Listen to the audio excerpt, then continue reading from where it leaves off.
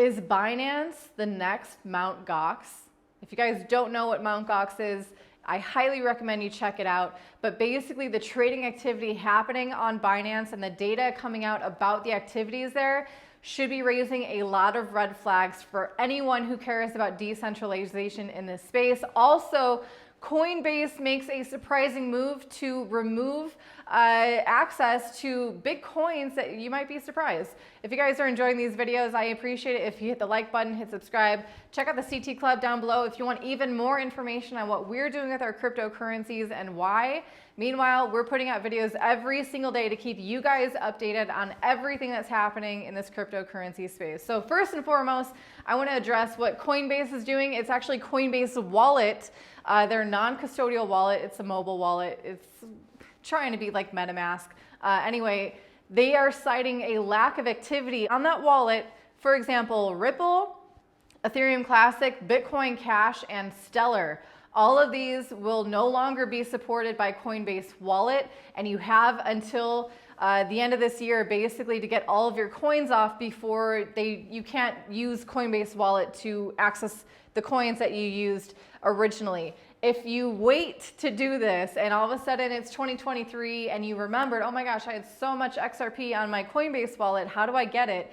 You're gonna have to go through a much more labor-intensive process, but you can do so using your recovery seed, the phrases of words that were generated at the time when you created your wallet on Coinbase Wallet. So probably much easier for you to do to clear this off while you still can, while they still have that interaction. So let's also talk about Binance, because it's a very polarizing exchange.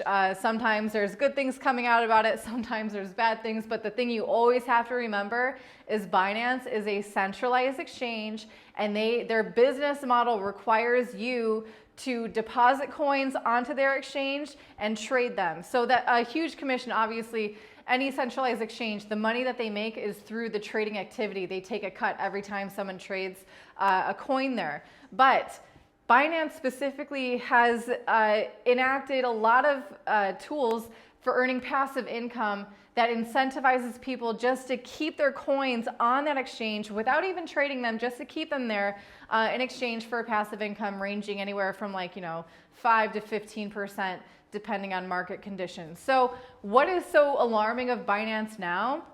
Now we're learning that over 75% of all trading activity across crypto exchanges is happening on Binance. Furthermore, Binance has 8.5 times more trading activity than the number 2 position, that is Coinbase.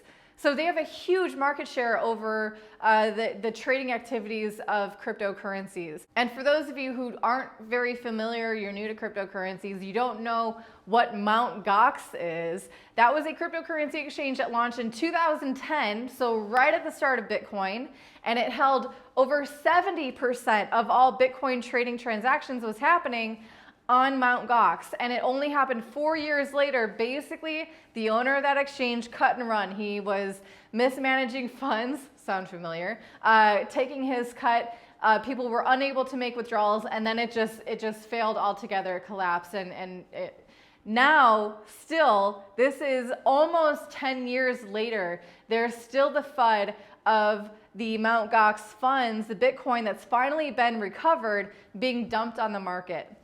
So for Binance to want, obviously they want to be number 1, but that is such an oxymoron for someone who pretends to have the best interests of cryptocurrency in mind, and yet they're striving consistently to lure more and more people into using their exchange for trading activities. Yes, it is very user-friendly, and they're claiming to have a lot of strength in this bear market, but it's a bear market. Very, very few people and companies are honestly making money right now. They should be strapping down and just like a bear trying to hibernate and just survive until this phase passes and the market corrects again and we're back into a bull market. It's much easier for a company to be profitable then. So my main concerns with Binance are, of course, its huge market share and just the vast amount of people who have coins still on a centralized exchange after everything we should have learned in this past year. And also the fact that they're still offering really good interest rates. I know most of it is through staking, but they have savings accounts where you can deposit Tether and earn 5%.